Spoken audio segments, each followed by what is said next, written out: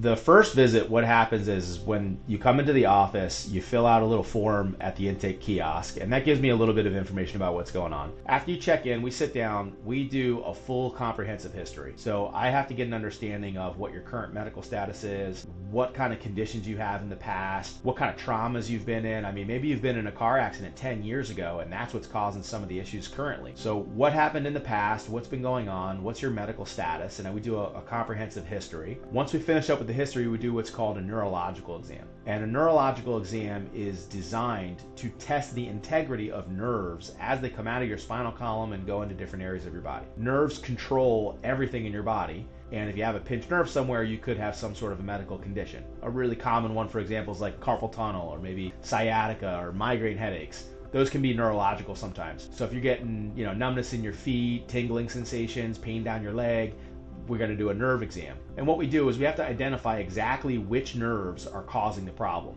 So there's a lot of nerves in your low back, for example, and they all go down your leg. There's actually 5 of them in your lumbar spine, and then there's a bunch of them in your sacrum too. So we have to identify, first of all, which nerve is the problem. And that's the start of the nerve exam. And we test for the strength of muscles that they control, the sensations over skin patches that they go to, and the pain locations. And I can really identify exactly what nerve is the problem through a neurological exam. That doesn't tell us the entire story though. So once we go through the nerve exam, if I find a nerve problem or if I don't find a nerve problem, we have to do the next part of the exam anyway. The next part of the exam is called an orthopedic exam. An orthopedic exam really tells us the why. It's telling us like what's going on. So orthopedic exams are designed to try and reproduce your symptoms. So what we do is we put you in positions and we ask you to do different things, and we are almost purposefully and intentionally trying to reproduce what you've been feeling. Let's say you have low back pain, for example. There's a lot of tissues in your low back that can cause you pain. Everything from skin all the way down to organs, and then everything in between. There's a lot of stuff: bones, muscles, ligaments, arteries. There's all kinds of stuff. So in an orthopedic exam, if I can put you in a position or I can ask you to do something and I can cause what you've been feeling, I know exactly what tissue I'm stressing, I know where it's located, and then I can tell you what's going on.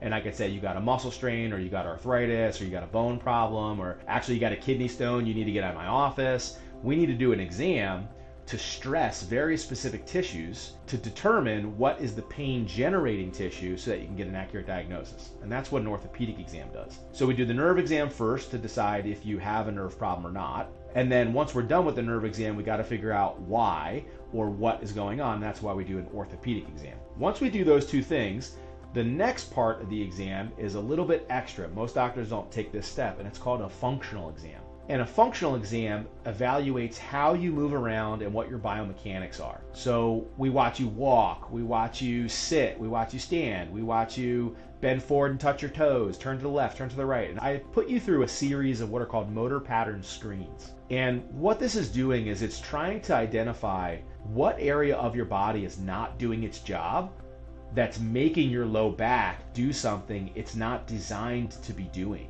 A lot of times you'll get an injury somewhere, not because that area got injured, but because something else is making it get injured, if that makes sense. So if I'm trying to walk and my foot is not bending properly, well, I'm still going to walk. I'm still going to take the next step. So if my foot's not bending properly and I'm going to force myself into the next step, your hip has got to do something it's really not designed to be doing, and now you have hip pain, but it's coming from your foot. Or something like that. Like you're trying to play golf and your shoulder range of motion doesn't have the range of motion that it needs, and you go back into your backswing, you don't have what it takes to get there, and now you start recruiting your low back to do things it's not designed to be doing. Now your back hurts. So that's a functional exam. So we do the nerve exam first, then we do an orthopedic exam, then we do a functional evaluation, and then we finally get some treatment. And after we do all the exams, we explain everything to you as much as we can. We have dry erase markers, I draw on these pictures back here, and I pull up programs, and we do a lot of patient education. And once you feel like you understand exactly what's happening in your body,